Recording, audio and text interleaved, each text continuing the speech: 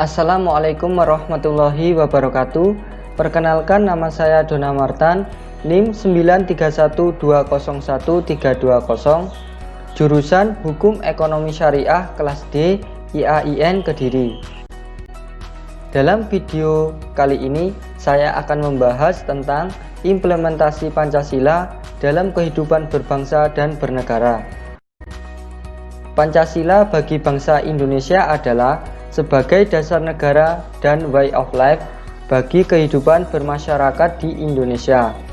Hal ini menurut catatan sejarah Pancasila dulunya adalah suatu ajaran yang sudah ada sejak zaman Majapahit.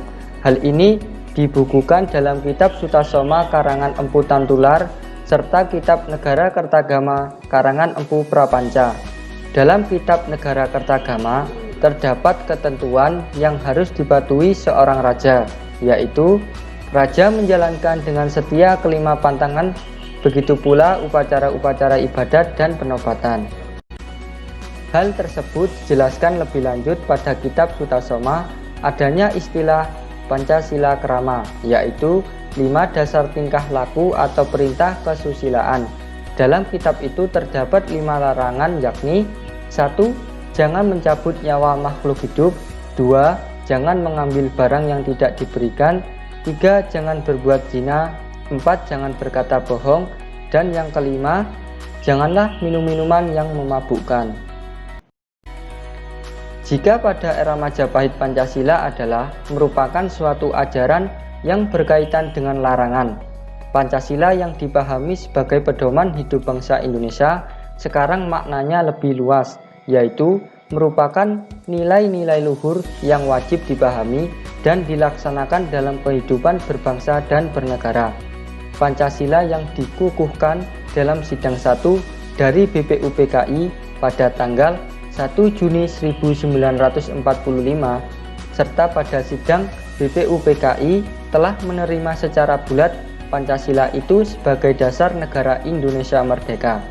Dalam keputusan sidang BPKI, kemudian pada tanggal 18 Agustus 1945, Pancasila tercantum secara resmi dalam pembukaan Undang-Undang Dasar Republik Indonesia dan Undang-Undang Dasar 1945. Pancasila sebagai suatu ideologi tidak bersifat tertutup dan kaku, tetapi bersifat dinamis dan terbuka. Hal ini berarti ideologi Pancasila bersifat aktual, dinamis, antisipatif, dan senantiasa mampu menyesuaikan dengan perkembangan zaman, iptek, serta dinamika perkembangan aspirasi masyarakat. Keluasan dan fleksibilitas serta keterbukaan yang dimiliki oleh ideologi Pancasila menjadikan Pancasila tidak ketinggalan zaman dalam tatanan sosial, namun sifatnya yang terbuka. Bukan berarti nilai-nilai dasar Pancasila dapat dirubah atau diganti dengan nilai dasar yang lain. Implementasi dari sila-sila yang terdapat dalam Pancasila pasca gerakan reformasi tahun 1998 hingga sekarang mengalami degradasi yang serius.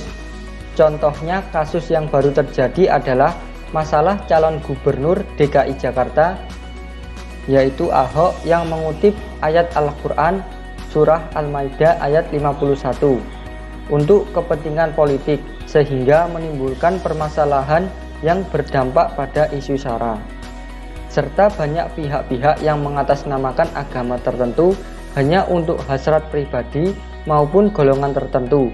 Perilaku tersebut sudah jelas bertentangan dengan beberapa sila yang tertuang dalam Pancasila, yaitu sila ke-1, ketuhanan yang Maha Esa, di mana pada sila ke-1 ini semua orang berhak memeluk agama tanpa ada paksaan dari pihak lain, tidak boleh menistakan agama lain, dan menjunjung tinggi kerukunan umat beragama. Sila kedua yang dilanggar yaitu kemanusiaan yang adil dan beradab, di mana semua warga negara Indonesia memiliki hak yang sama dalam pemenuhan kesejahteraan, kehidupan yang layak, persamaan hak dalam politik, kesetaraan dalam hukum, dan hal-hal lain yang diatur dalam undang-undang tanpa melihat suku dan ras.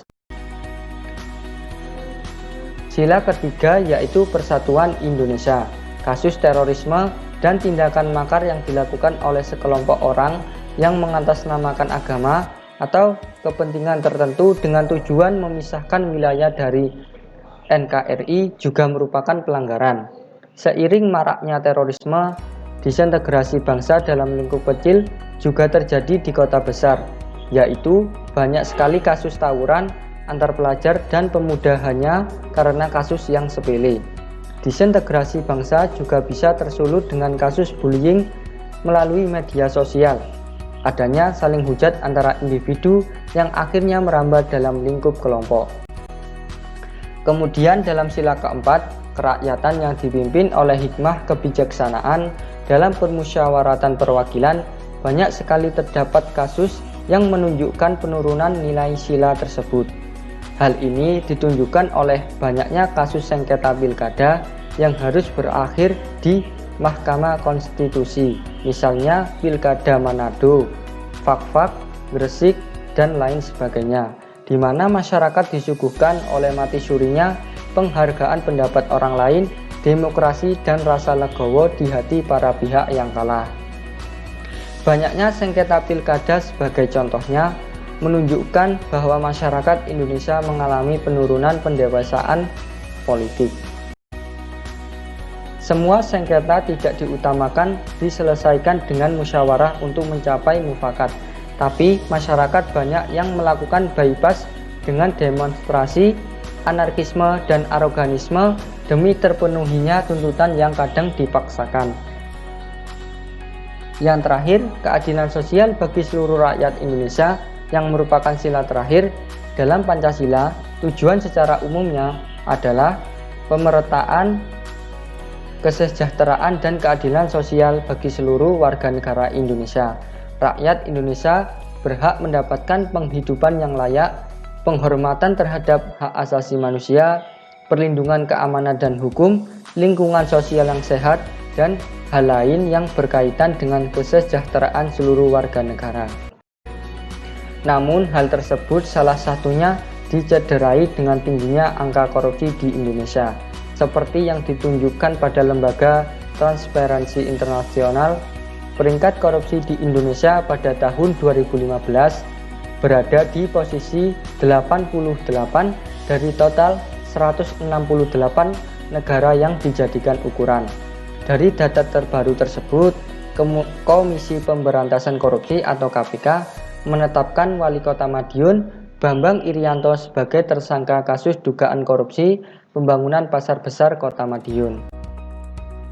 Jika kita merunut kasus korupsi yang melibatkan oknum pejabat politik seringkali tidak terselesaikan dengan baik, seperti Wisma Atlet yang belum bisa menyeret pemain besarnya, kasus BLBI, kasus Bank Senturi, dan kasus lain yang diduga melibatkan oknum pejabat penting di negara Indonesia.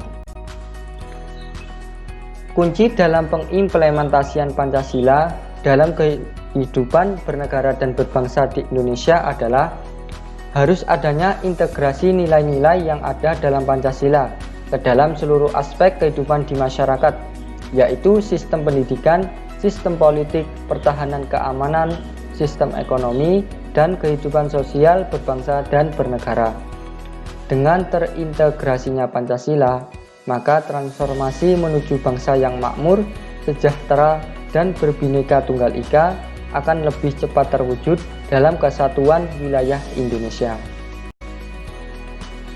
Sekian yang bisa saya sampaikan dalam video kali ini, yaitu tentang pembahasan implementasi Pancasila dalam berkehidupan berbangsa dan bernegara.